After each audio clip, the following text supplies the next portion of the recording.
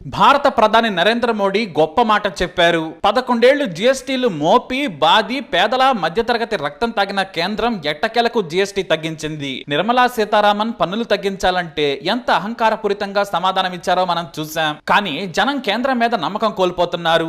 అందుకే ఇప్పుడు TDP JDU బలంతో కేంద్రంలో ప్రభుత్వాన్ని ఏదాల్సిన పరిస్థితి ఏర్పడింది.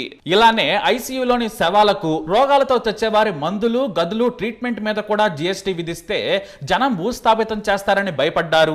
అందుకే దానికి సంస్కరణలు అని పేరు పెట్టి చివరకు జీఎస్టీ కొంతమేర తగ్గించారు. ఎక్కడ కూడా షరతులు వర్తిస్తాయి. మీరు ముందే సంకలు గుద్దుకోవద్దు. ఎవరైనా సంకలు గుద్దుకుని స్టేటస్ లో పెట్టుకుని మురిసిపోతే ఏం చేయలేం. ఇప్పటి వరకు ఉన్న 12-18% స్లాబ్లను తొలగించారు. 5%, 18% స్లాబులు మాత్రమే కొనసాగిస్తామని చెప్పారు. కానీ విలాస వస్తువుల మీద 40% స్లాబ్ ఉంది. అది పేదలకు ఉపయోగపడని విషయం అనుకుని మనం కూడా వదిలేద్దాం. ఎందుకంటే ధనికుల మీద ఎంత ట్యాక్స్ బాధినా పర్వాలేదు. మరి జీఎస్టీ లేని వాటిని చూద్దాం. వ్యక్తిగత, జీవిత, టర్మ్ సహా అన్ని పాలసీల మీద ఇక జీరో జీఎస్టీ. ఇప్పటి వరకు ఇన్సూరెన్స్ పాలసీల మీద 18% జీఎస్టీ కట్టించుకుని రక్తం తాగేశారు. మధ్య తరగతి జనం లక్షల్లో గత కొన్నేళ్లుగా ఒక్కో కుటుంబం పన్నే కట్టింది. దాన్ని ఇప్పుడు 0 చేశారు. కానీ ఇది పూర్తిగా తగ్గుతుందనుకోవద్దు. ఎందుకంటే ఇదే పన్ను స్లాబ్ లో బీమా కంపెనీలు ఇన్పుట్ ట్యాక్స్ క్రెడిట్ కావడం లేదని చెబుతున్నాయి. దీంతో చివరకు ఆఫీసు అద్దెలు, బీమాలు అందించే కస్టమర్ సర్వీసుల మీద కనీసం 18%లో 5% బాది, చివరకు 15% వరకు అందించవచ్చు. మరి టర్మ్ ఆ మాత్రం ఇచ్చినా బెటరే. ఇక పిల్లలు వాడుకునే పెన్సిళ్లు, నోట్ బుక్స్, చిన్న మ్యాప్స్, ఎక్సర్సైజ్ బుక్స్ పై 12% ఉండేది. చివరకు దీన్ని 0 చేశారు. షార్ప్నర్స్ మీద 5% పన్ను బాధేవారు. అది కూడా విమర్శలు రావడంతో 0 చేశారు. 18% నుంచి 5% జీఎస్టీకి వచ్చే వాటిలో సబ్బులు, టూత్ పేస్టులు, బ్రష్లు, షేవింగ్ క్రీములు, హెయిర్ ఆయిల్ ఉన్నాయి. బటర్, చీజ్, డైరీ పదార్థాలపై 12 నుంచి 5%కి తగ్గించారు. చిన్నపిల్లల ఫీడింగ్ కు వాడే ఫీడింగ్ బాటిల్స్, నాప్కిన్లు, డైపర్స్ మీద కూడా 12% నుంచి 5% పన్ను విధించనున్నారు. ఇక గతంలో ట్రాక్టర్ టైర్లు, వ్యవసాయ పనిముట్లను కూడా వదలలేదు. చివరకు వాటిని కూడా 18 నుండి 5%కి తగ్గించారు. ఇక మిక్చర్లు సహా ఇతర వాటిపై కూడా జీఎస్టీ 5%కి తగ్గింది. అయితే ఈ తగ్గింపును జనాలకు ఇస్తారా, లేదంటే కంపెనీలు మళ్లీ రేట్లు పెంచి బాదుతాయా అనేదైతే తెలియాలి. ఎందుకంటే మన దేశంలో ఉన్న దోపిడీ ఎక్కడా ఉండదు కదా. మధ్యతరగతికి కొంతమేర జీఎస్టీ కౌన్సిల్ ఉపశమనం కలిగింది. అది కూడా కొంతేనని గుర్తుంచుకోవాలి. సిమెంట్ మీద జీఎస్టీ 28 నుంచి 18%కి తగ్గించారు. కానీ ఆల్రెడీ సిమెంట్ కంపెనీలు రేట్లు పెంచుకునేందుకు కూడబలుక్కున్నాయి. వీటిపై కేంద్రం నిఘా పెట్టాలి. లేదంటే తగ్గించినా ప్రజలకు అందవు. ఏసీలపై జీఎస్టీ 28% నుంచి 18%కి తగ్గింది. 3 వీలర్స్ పై 28% నుంచి 18%కి తగ్గించారు. వాస్తవానికి వీటిని 5%కి తీసుకురావాలి. బ్రతకటం కోసం ఆటోలు, వికలాంగుల 3 వీలర్స్, వ్యవసాయ పనిముట్లపై కూడా 18% బాదుతున్నారు. డిష్ వాషింగ్ మెషిన్స్ పై 28% నుంచి 18%కి జీఎస్టీ తగ్గింది. చాలా మంది మధ్యతరగతి ప్రజలు కార్లు కొనుక్కునేందుకు ఆసక్తి చూపుతున్నారు. పెరిగిన రవాణా ఖర్చులతో పాటు కుటుంబం మొత్తానికి కారు ఉంటే ప్రయాణం సులభం అవుతుందని లోన్లు తీసి మరీ కారు కొంటున్నారు. వీటిపై 4 మీటర్ల పొడవున్న కార్ల మీద జీఎస్టీ 10% తగ్గనుంది. Tata Altroz, Maruti Suzuki, Hyundai, i10, i20 కార్ల రేట్లు తగ్గుతాయి. 6 నుంచి 10 లక్షల మధ్య కారు కొంటే కనీసం 1,00,000 తగ్గుతుంది. మోటార్ సైకిళ్లు అంటే పల్సర్, స్పెండర్లపై కూడా 28 నుంచి 18%కి జీఎస్టీ తగ్గింది. అయితే ప్రీమియం శ్రేణి ఎన్ఫీల్డ్, కేటీఎం వంటి వాటిపై ఏకంగా 28% నుంచి 40%కి పన్ను పెరిగింది. అంటే ఇతర ఖర్చులతో చూసుకుంటే అసలు ధర కంటే మరో 50% అదనంగా పడుతుంది. ఇక మధ్య భారీ ఎస్యూవీలపై కూడా పన్ను 40% వేసి బాధింది కేంద్రం. అయితే విద్యుత్ వాహనాలపై మాత్రం 5% జీఎస్టీనే కొనసాగించడం విశేషం. 1200cc దాటిన పెట్రోల్, 1500cc దాటిన డీజిల్ కార్లపై 40% పన్నుంటుంది. అంటే వినియోగదారులకు మోత మోగిపోతుంది. ఇక పాన్ మసాలా, సిగరెట్, గుట్కా, పొగాకు ఉత్పత్తులు, ఫ్రూట్ జ్యూస్ కాకుండా నాన్ ఆల్కహాలిక్ బెవరేజెస్ పై 40% జీఎస్టీకి పెంచారు. అంటే అనారోగ్యకమైనటువంటి వాటిపై భారీగా పన్ను విధించి జీఎస్టీ పోటు వేసింది కేంద్రం. అయితే మొత్తంగా నిత్యావసర వస్తువులు, పేదలు, మధ్యతరగతి ప్రజలు వాడే వాటిపై జీఎస్టీ తగ్గించారని చెప్పొచ్చు. మనం పైన చెప్పుకున్నవి కాకుండా నెయ్యి, కండెన్స్డ్ మిల్క్, పన్నీర్, పిజ్జాల రేట్లు తగ్గాయి.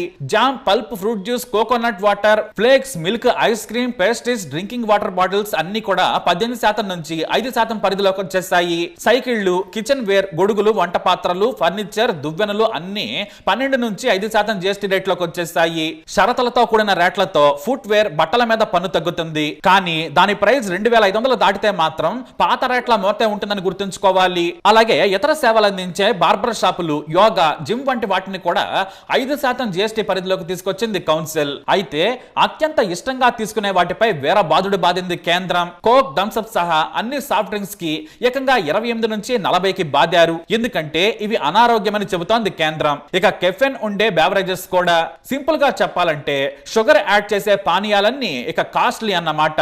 అయితే 5% పరిధిలో ఉన్న వాటిలో కూడా కొన్నింటి ధరలు 2500 దాటిన వారికి పాత పన్ను విధానమే ఉంటుంది. కాబట్టి చూసి తీసుకోవాలి. ఉదాహరణకి బట్టలు, చెప్పులు ప్రీమియం బ్రాండ్స్ కి వెళితే పాత పన్ను బాధుడే ఉంటుంది. కాబట్టి ఇలా షరతులు కనిపించకుండా ఉంటాయి. కానీ చాలా వరకు రెగ్యులర్ గా వాడే నిత్యావసర వస్తువులకు ఉపశమనమే అని చెప్పొచ్చు. కానీ ఇలా తగ్గించడం ఇప్పుడు గొప్ప అంటే ఏమో.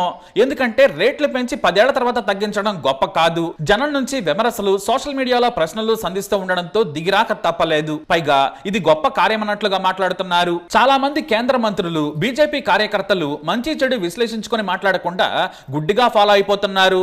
దాదాపుగా 10 ఏళ్లకు పైగా జీఎస్టీలు కడుతూ ఉన్నాం. ఆ పోయిన డబ్బు వెనక్కి వస్తుందా అంటే రాదు. సరే, ఇక నుంచైనా మంచి జరుగుతుందా అంటే చూద్దాం. దసరా, దీపావళి సందర్భాల్లో చాలా ఆఫర్లు చూస్తుంటాం. కానీ అసలైన ధర 100 ఉంటే 150 రూపాయల ధర పెంచి మళ్ళీ 100 రూపాయలకి అంటగడతాయి షాపులు. ఇక ఇంకొంతమంది అయితే 100 రూపాయల వస్తువును 200 చేసేస్తారు. దాన్ని 150 రూపాయలకు అమ్ముతారు. ఇదో లెక్క. సరిగ్గా ఇదే మన దేశంలో నడుస్తోంది. జీఎస్టీ రేట్లను భారీగా పెంచి దోచుకొని చివరకు తగ్గించడానికి సంస్కరణలు అనే పేరు పెట్టేశారు. పైగా ఇది వృద్ధి ఆధారిత నిర్ణయం అంటారు. మరి ఎన్నాళ్ళు వృద్ధిని అడ్డుకున్నారా? ఏదేమైనా కూడా ఇన్నేళ్లు పెన్సిళ్లు, ఎరేజర్ల మీద పన్నులు బాధి దోచేసుకున్నారు మన దేశ భక్తులు. గత ఎన్నికల్లో మెజారిటీ పూర్తిగా వచ్చుంటే పన్నులు తగ్గించేవారు కాదు.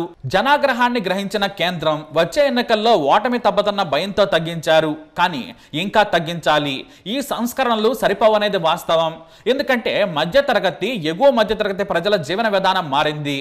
ఉదాహరణకు ఇంటర్మీడియట్ తీసుకుంటే ఫీజుల మీద 18% పన్ను కట్టాలి. అప్పులు చేసి మరీ నారాయణ, శ్రీ చైతన్య కాలేజీల్లో చేర్పిస్తున్నారు. వాటికి పన్ను ఉంటుంది. చివరకు ఆన్లైన్ కోర్సులకు కూడా 18% పన్ను వసూలు చేస్తున్నారు. వొకేషనల్ ట్రైనింగ్స్ ని కూడా వదిలిపెట్టడం లేదు. దానికి కూడా 18% పన్ను విధించడం దారుణం. విద్య, వైద్యం, వ్యవసాయం మీద పన్నులు పూర్తిగా ఎత్తేయాలి. లైఫ్ సేవింగ్ మెడిసిన్స్ పై పూర్తిగా పన్ను ఎత్తేసింది కేంద్రం. మొన్నటి వరకు బీపీ, షుగర్ మెషిన్ల మీద 12% ఉండే పన్ను 5%కి తగ్గించారు. ఇది శుభ పరిణామం అని చెప్పొచ్చు. కానీ ఇతర మెడిసిన్స్ మీద పన్నులు కొనసాగుతున్నాయి. వాటి వివరాలను మాత్రం కేంద్రం చెప్పలేదు. కేవలం లైఫ్ సేవింగ్స్ డ్రగ్స్ మీద మాత్రమే పన్ను తగ్గింది. ఉదాహరణకి ప్రతి ఇంట్లో జెండు బాంబ్ ఖచ్చితంగా ఉంటుంది. పేదలైనా సరే వాడుతారు. దీని మీద 12% కొనసాగుతూ ఉంది. ఇలాంటి వాటి మీద పన్ను తగ్గించాలి. అయితే కామన్ గా వాడే మందులపై 5% పన్ను కొనసాగుతుందని కేంద్రం స్పష్టం చేసింది. ఇది కాస్త ఉపశమనం కలిగించేదే. కానీ ఇంకా తగ్గించాల్సిన వాటి మీద తగ్గిస్తే బాగుంటుందనేది వాస్తవం. ఏదేమైనా 10 ఏళ్ల నుండి భారీగా పన్నులు వసూలు చేశారు. ప్రస్తుతానికి ఇది మాత్రం పేద, మధ్యతరగతి ప్రజలకు కొంతమేర డబ్బు మిగిల్చే నిర్ణయం అనేది కూడా వాస్తవం. గుడ్డిలో మెల్ల మాదిరిగా మనం స్వాగతిద్దాం. మనం కూడా భారీ పన్నుల బాధుడును ఎప్పటికప్పుడు ప్రభుత్వాలను నిలదీయాలి. మరి మీరేమంటారు? మీ అభిప్రాయాన్ని కమెంట్ ద్వారా తెలియజేయండి. ఈ వీడియోపై అప్డేట్స్ కోసం మై ఛానల్ ఫాలో అవ్వండి. అలాగే తప్పకుండా సబ్స్క్రైబ్ చేసుకోండి.